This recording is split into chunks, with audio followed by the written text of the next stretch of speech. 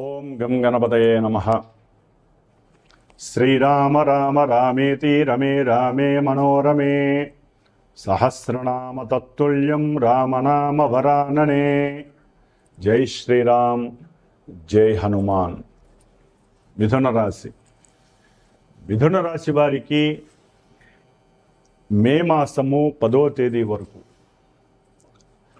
దశమ స్థానంలో ఉన్నటువంటి రెండు పాపగ్రహాలు కుజుడు, శనిగ్రహం. ఈ రెండు పాపగ్రహాలు అతి వ్యతిరేకమైనటువంటి శత్రుత్వం కలిగినటువంటి గ్రహాలు. మరి ఈ మిథున రాశి నుంచి 10వ రాశిలో ఈ కుజుడు, శని ఉండటం ద్వారా వీరు ప్రయత్నలోపం లేకుండా ఉద్యోగ విషయంలో కానీ, ఏదైనా గృహం కట్టాలి లేకపోతే ఒక స్థలం కొనాలి అనేటటువంటి విషయాల యందు ఆసక్తితో ఎప్పటి నుంచో ఎదురు చూస్తూ, ఎంత కష్టాన్నైనా సరే ఎదుర్కొంటూ, ఎన్ని అవమానాలు ఎదిరించైనా, ఎన్ని ఇబ్బందులు వారి ముందు ప్రత్యక్షమైనా లోపల కసి మాత్రం తగ్గదు. వాటి యందు ఎంతో ప్రయత్నాన్ని చేస్తూనే ఉంటారు. కానీ ఫలితం మాత్రం లోపంగా కనిపిస్తూ ఉంటుంది. ఆ ప్రయత్నానికి తగ్గ ఫలితం వీరికి ఎన్నో ఆటంకాలు, ఆపదలు, అవమానాలు, ఇబ్బందులు, మానసికంగా నిర్వీర్యత, అవసరం లేనటువంటి ప్రేలాపనలు, ఇలాంటివన్నీ కూడా వీరి ఆరోగ్యం మీద దెబ్బపడే అవకాశం ఉంటుంది. మానసికంగా జుగుత్స, అనారోగ్యపరంగా మానసిక సమస్య, ఇబ్బందులు, వాటి పరంగా అవసరమైతే అప్పు చేసి ఫ్రెండ్స్ దగ్గర అప్పు చేయటమో, అయిన వాళ్ళ దగ్గర అప్పు చేయటమో, దాని ద్వారా ఆ అప్పుకి వారు అనే మాటలు చాలా ఘోరమైనటువంటి మాటలు కూడా ఉంటాయి. మరి మొన్నటిదాకా నువ్వు బాగానే బతికావు కదా, ఇప్పుడు ఎందుకు నీకు డబ్బు అవసరం ఏముంది, నువ్వు ఉద్యోగం బాగానే చేస్తున్నావు కానీ, ఉద్యోగంలో ప్రమోషన్లు బాగానే వస్తున్నాయి కానీ అక్కడ సందర్భానుచితంగా వీరికి కలిగేటటువంటి సమస్యలకి అవతల వాళ్ళ ద్వారా అవమానాలతో కూడినటువంటి మాటలు ఏప్రిల్ 24 నుంచి కుజుడు రేవతి నక్షత్రం, బుధ నక్షత్రంలోకి వచ్చినప్పుడు ఆయన యొక్క దృష్టి పడ్డప్పుడు ఎన్నో రకాలైనటువంటి అభాండాలు, అపనిందలు, అవమానాలు పడడానికి ఎక్కువ అవకాశాలు ఉన్నాయి. దాని ద్వారా ఉద్యోగం మీద వీరికి పూర్తిగా నిమగ్నత తగ్గిపోతుంది. సరైనటువంటి ఆలోచన శక్తి ఉండదు. శారీరకంగా ఏదో లోపల ఇబ్బందిగా పడుతూ, దాన్ని మానసికంగా బయటికి ప్రదర్శిస్తూ, ఎవరైనా బంధువుల్లో మాట్లాడినా సరే కోపావేశంతో మాట్లాడటము, అలాంటి పరిస్థితులు కూడా ఎదురే అవకాశం ఉంటుంది. ముఖ్యంగా మిథున రాశి వారిలో ఎవరైనా సరే విద్యార్థుల కన్నా ఉన్నట్లయితే విద్యపరంగా వీరికి మానసిక అలసట ఎక్కువ అవుతుంది. ఏదో రాయాలి, ఏవో ఎగ్జామ్స్లో నేను పాస్ అవ్వాలి, నేను రాసే ప్రతి వ్రాత పరీక్ష నాకెందుకు ఫలితం దక్కట్లేదు అని కొన్ని రోజులు బట్టి వీరు చాలా బాధపడుతున్నారు. మే 10 వరకు అదే బాధ కంటిన్యూ అవుతూనే ఉంటుంది. వాళ్ళు ఇష్టపడతారు, చాలా మంచి ప్రణాళికలతో చేస్తారు, ఎంతో కష్టమని తెలుసు. రాసే ఎగ్జామ్స్లో ఈ ఎగ్జామ్స్ నాకు చాలా కఠినంగా ఉంటాయని తెలుసు, కష్టపడతారు. ప్రయత్న లోపం అయితే మిథున రాశి వారికి ఉండదు, కుజశనులు అక్కడ ఉండటం ద్వారా. కానీ దాంట్లో ఎన్నో అవరోధాలు కలుగుతూ ఉంటాయి. తండ్రి యొక్క ఆరోగ్యపరంగా ధన సమస్య ఎదురే అవకాశం ఉంటుంది కొంతమంది మిథున రాశి విద్యార్థులకి. అట్లాగే కొంతమందికి ఉద్యోగంలో మంచి ఉన్నతి వస్తుంది, మంచి ప్రమోషన్స్ పెరుగుతాయి. వీరికి ఉన్న చురుకుదనం, వీరికున్న ఆవేశం, వీరికి ఉన్నటువంటి మాట నైపుణ్యము, ఇవన్నీ కూడా ముందుకు తోస్తాయి.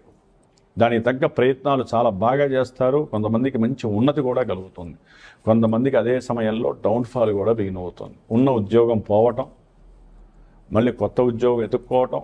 కొంతమంది విదేశాలలో ఉన్నటువంటి వారికి ఎన్నో ఇబ్బందులు తారసపడి ఇంకా మనం ఇక్కడ ఉండి ఉపయోగం ఉంది అనేటటువంటి ఆలోచనలు కూడా వచ్చి, మరి విదేశాన్ని నుంచి స్వదేశానికి వచ్చి ఏదైనా ఉద్యోగం వెతుక్కుందామా, ఇదే కరెక్ట్ పనే అనేటటువంటిది ఆలోచన పెరిగే అవకాశం ఉంటుంది.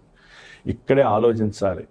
అంటే ఇవన్నీ మిథున రాశిలో ఉన్నటువంటి మృగశిర నక్షత్రము, ఆరుద్ర నక్షత్రము, పునర్వసు నక్షత్రం, వీళ్ళు అనుకుంటారు ఇక మాకు ఈ మే 10 వరకు ఇలాగే జరుగుతుందా అని కొంతమంది అనుకుంటారు. కొంతమంది ఫోన్లు చేసి, గురువు గారు మాకు ఇవేం జరగట్లేదండి, మాకు చాలా బాగుందండి, మేము హ్యాపీగా మంచి స్థలం కొనుక్కున్నాం, ఇల్లు కొనుక్కున్నాం, మాకు ఆరోగ్యంగా బాగానే ఉన్నాము, మేము హ్యాపీగా ఎక్సర్సైజులు చేస్తున్నామండి, మేము బంధువులతో హ్యాపీగా ఉన్నాం, అసలు మాకు ఏ పని అనుకున్నా సూపర్గా జరుగుతుంది అంటారు.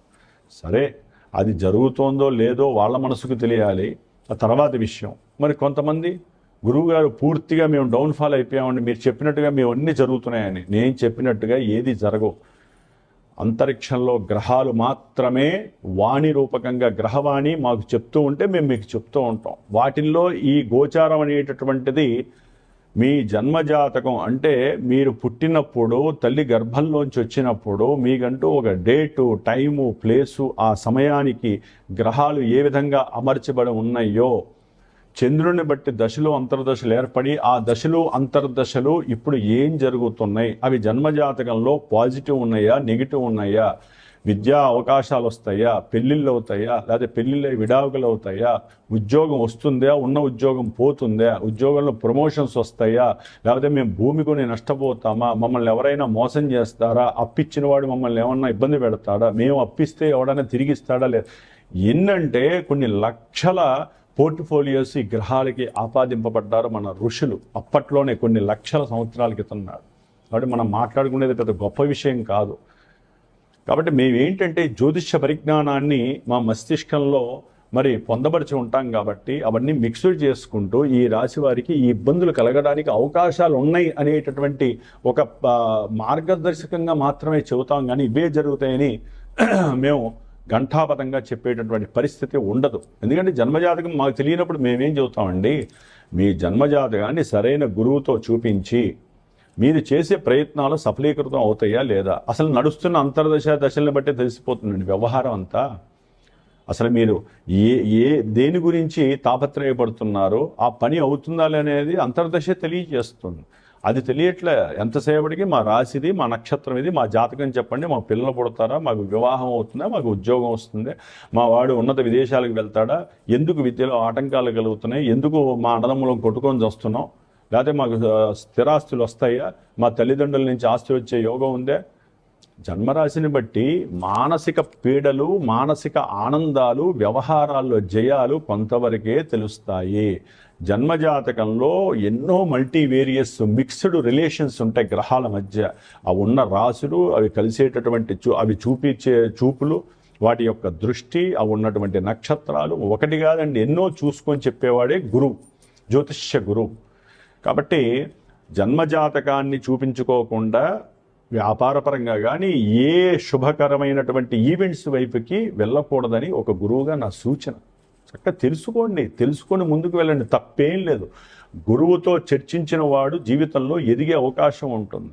టచ్ చేయొచ్చా, టచ్ చేయకూడదా, ట్రాన్స్ఫార్మర్ వెళ్ళి వాటేసుకోలేము. జ్యోతిష్యం ఒక ట్రాన్స్ఫార్మర్ లాంటిది, అది ప్రతిరోజు టచ్ చేసేది కాదు. మీరు రోజు దినఫలాలు వినొచ్చు, వార ఫలాలు వినొచ్చు, మాస ఫలాలు వినొచ్చు, సంక్రమణ ఫలాలు ఎన్ని విన్నా ట్రాన్స్ఫార్మర్ మీ జ్యోతిష్యం, మీ జాతకం.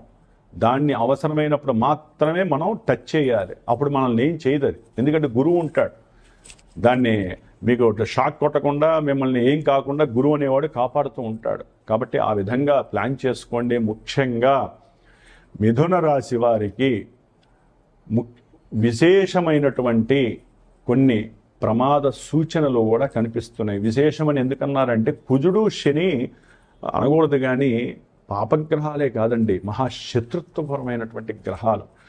ఈ యొక్క కుజుడు చూస్తే జన్మ రాశిని చూస్తున్నాడు, అట్లాగే చతుర్థం ప్రయాణ స్థానాల్ని చూస్తున్నాడు. ముఖ్యంగా శని మహానుభావుడు 12వ స్థానాన్ని అష్టమాధిపతిపై చూస్తున్నాడు, నవమాధిపతి అయి. అంటే దూర ప్రయాణాల పరంగా ప్రయాణ ఆటంకాలు, ఆలస్యాలు, వద్దులే తర్వాత వెళ్దాం అనుకున్న వాళ్ళు కూడా ఎవరో ఒకళ్ళు బంధువుల ద్వారా, లేకపోతే ఇంట్లో మేనమామలో మేనత్తులో ఎవరో ఒకళ్ళు ఫలానా క్షేత్రానికి వెళ్ళొద్దాంరా బాబు అని చెప్పి ప్రయాణం కట్టుకొని వెళ్ళేటప్పుడు కొన్ని ప్రమాదాలు జరిగే సూచనలు ఉన్నాయి. మిథున రాశి వాళ్ళు జాగ్రత్త పడండి. మే 10 వరకు ప్రయాణాలను ఆపు చేసుకోవడం మంచిది. విద్యార్థులు కూడా కొత్త విద్యల యందు ఆసక్తి చూపిస్తారు కానీ జరగడానికి అవకాశం లేదు, జాగ్రత్త పడండి. అట్లాగే కొత్త భూములు కానీ కొత్త ఇల్లులు కానీ కట్టే ప్రయత్నం చేసేవాళ్ళు, ఏదైనా అప్పు తీసుకోవాలనుకున్న వాళ్ళు కొంచెం జాగ్రత్త పడండి, మళ్ళీ అప్పు తీర్చలేని పరిస్థితి వస్తుంది. అట్లాగే దీర్ఘకాలిక అనారోగ్య బాధలు, శారీరక రుగ్మతలు, మానసిక వికారాలు మిమ్మల్ని బాధ పెట్టే అవకాశాలు మిథున రాశి వారికి ఉన్నాయి.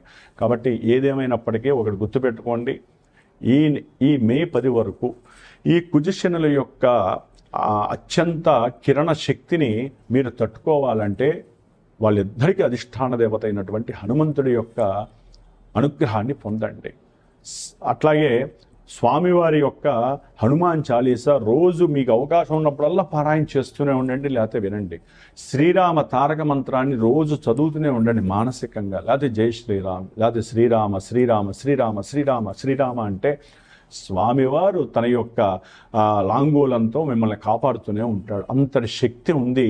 కుజశనుల్ని అణగదొక్కేటటువంటి శక్తి హనుమంతుల వారికే ఉంది. కాబట్టే ఎవరైతే మిథున రాశి వారు ఇందాక చెప్పిన ఇబ్బందులు కానీ, జన్మజాతకంలో ఎవరైనా ఇబ్బందులు పడుతున్నా వారందరికీ కూడా క్షేమం జరగాలని, విజయప్రాప్తి కలగాలని మే 10 వరకు నా యొక్క శ్రీమాత జ్యోతిషాలయ పీఠంలో హనుమంతుల వారికి ప్రీతికరమైనటువంటి మన్య సూక్త జప పారాయణని చేస్తూ, హనుమాన్ చాలీసా జపాన్ని చేస్తూ, ముఖ్యంగా కుజశనులకి వాటి యొక్క సంఖ్య ప్రకారము 7,000 19,000 సార్లు జపాన్ని ఆచరిస్తూ మే 10వ తేదీన సుందరాకాండ పారాయణ చక్కగా ఒక బ్రాహ్మణ్ణి కూర్చోబెట్టి 5 గంటలు చక్కగా స్వామివారికి ఇష్టప్రీతికరమైనటువంటి సుందరాకాండ మనకి ఎన్నో సమస్యల నుంచి నివృత్తి చేసేటటువంటిది సుందరాకాండ పారాయణం. అది చేయించి మే 12వ తారీఖున హనుమత్ జయంతి రోజున నా యొక్క జ్ఞానసిద్ధి క్షేత్రంలో హైదరాబాద్లో ఎవరైతే సహకరిస్తారో ఈ కార్యక్రమానికి, వారి యొక్క మంచి చెడుల గురించి,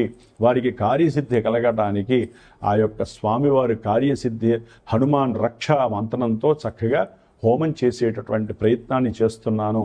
ఆ తదుపరి ఈ యొక్క జపతీర్థానికి సంబంధించిన కంకణ రక్షని, అట్లాగే హోమ రక్షని కూడా మీకు ఇచ్చేటటువంటి అవకాశం తీసుకుంటున్నాను.